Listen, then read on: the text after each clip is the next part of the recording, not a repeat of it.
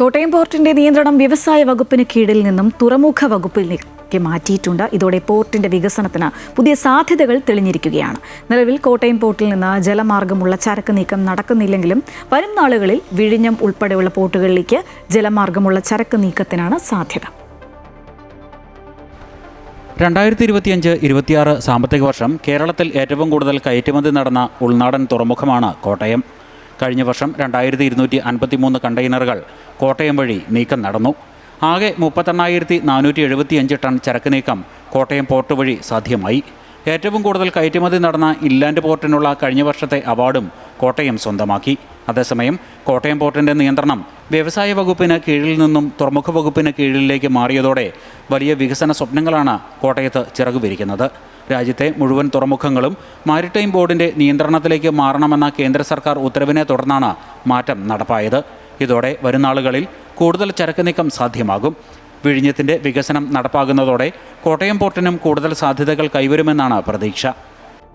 Kottayam port ഇപ്പോൾ നിലവിൽ പൂർണ്ണതോതിൽ പ്രവർത്തനം, കസ്റ്റംസ് ഉൾപ്പെടെയുള്ള പ്രവർത്തനം നടക്കുന്നതിനാൽ നമുക്ക് ചാൻസസ് കൂടുതലാണ്. മറ്റുള്ള തുറമുഖങ്ങളെക്കാൾ, മൈനർ തുറമുഖങ്ങളെക്കാളും കോട്ടയം പോർട്ടിന് ചാൻസസ് കൂടുതലാണ്.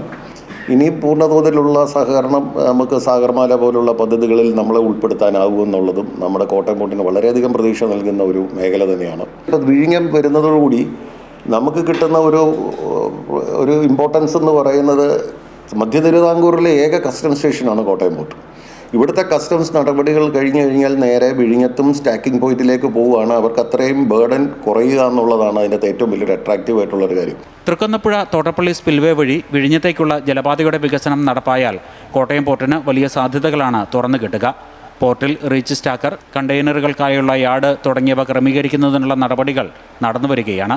കണ്ടെയ്നറുകൾ ജലമാർഗം നീക്കുന്നതിന് വലിയ ബാർജും ക്രമീകരിക്കും. ജലമാർഗമുള്ള ചരക്ക് നീക്കം ആരംഭിക്കുന്നതോടെ ചുരുങ്ങിയ ചെലവിൽ റോഡ് ഗതാഗതത്തിൻ്റെ ബുദ്ധിമുട്ടുകൾ ഒഴിവാക്കി കണ്ടെയ്നറുകൾ വിവിധ പോർട്ടുകളിലേക്ക് എത്തിച്ചേരും. നിലവിൽ സുഗന്ധവ്യഞ്ജനങ്ങളും റബ്ബർ, കയർ ഉൽപ്പന്നങ്ങളുമാണ് പോർട്ടിൽ നിന്നും കയറ്റി അയക്കുന്നത്. ടൈലുകൾ, സാനിറ്ററി ഉൽപ്പന്നങ്ങൾ, ഗോതമ്പ് തുടങ്ങിയവ ഇറക്കുമതിയും ചെയ്യുന്നുണ്ട്. പോർട്ടിൻ്റെ വികസനം സാധ്യമാകുന്നതോടെ കൂടുതൽ ഉൽപ്പന്നങ്ങളുടെ കയറ്റിറക്കം കോട്ടയം വഴി നടപ്പാകും. അതോടൊപ്പം തന്നെ കൂടുതൽ തൊഴിൽ സാധ്യതകൾ ഒരുങ്ങുകയും വലിയ തോതിൽ ആഭ്യന്തര വരുമാനം വർദ്ധിക്കുകയും ചെയ്യുമെന്നാണ് പ്രതീക്ഷ. അമൃത ന്യൂസ്, കോട്ടയം.